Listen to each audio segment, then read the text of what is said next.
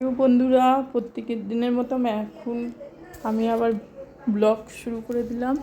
Welcome back to my new video. আমি এদিকে washing মেশিনে কাচতে দিয়েছি, আর শনিবার ছিল বলে আমি রান্না করেছি এঁচোড়ের তরকারি, তারপরে মিষ্টি কুমড়া ভাজা, আর এদিকে গান শুনছি কারবারতে, আর এদিকে পটল ভাজা করছি। এই যে এঁচোড়টা নামিয়ে রেখেছি, এদিকে ডাল বসিয়েছি আর ভাত নামিয়েছি। এই দিয়ে আজকে খাওয়া দাওয়া হবে, শনিবারে খাওয়া। তারপরে ওয়াশিং মেশিনে কাচা হয়ে গেল, সব মেলে দেওয়া হয়ে গেল, এদিকে মেলে দিয়েছি।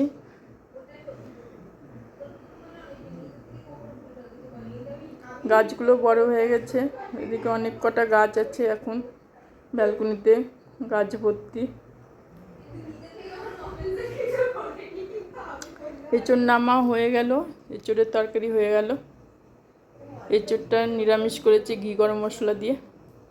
তারপরে আমরা একটু ঘুরতে বেরিয়েছি সরলদিঘি। তোমাদের এর আগে আমি সরলদিঘি দেখিয়েছি। আগে আমি এখানে হাঁটতাম নিয়মিত, এখন হাঁটি না, ছাদে হাঁটি।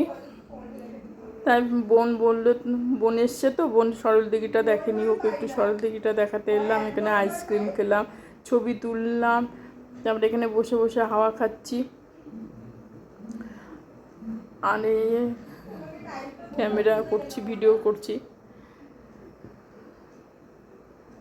যদি আমার ভিডিওটা ভালো লাগে অবশ্যই তোমরা আমার পাশে দাঁড়াবে, সাপোর্ট করবে। আমি তোমাদের দেখাচ্ছি এই দিঘিটা অনেক বড়, অনেকটা এরিয়া ধরে আছে, চারিপাশে ফ্ল্যাট আছে।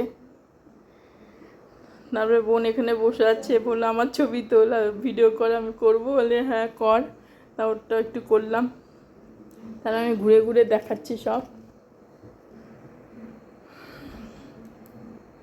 তারপরে যেতে যেতে দুধ কিনলাম, ওইখানে দোকান ছিল, বাচ্চা দুধের জন্য কেক কিনলাম, এইসব কিনলাম। তারপরে আমাদের ঘরে এলো ওরা। এখন একটু মেয়ের সঙ্গে বিকালবেলা বেরিয়ে পড়লাম ঘুরতে। এখন বিকাল 5টা বাজে, দোকান কিছু খোলেনি, 6টার সময় দোকান খোলে।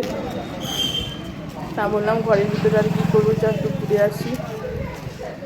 ঘুরতে বেরিয়ে গেলাম আমি আমার মেয়ে।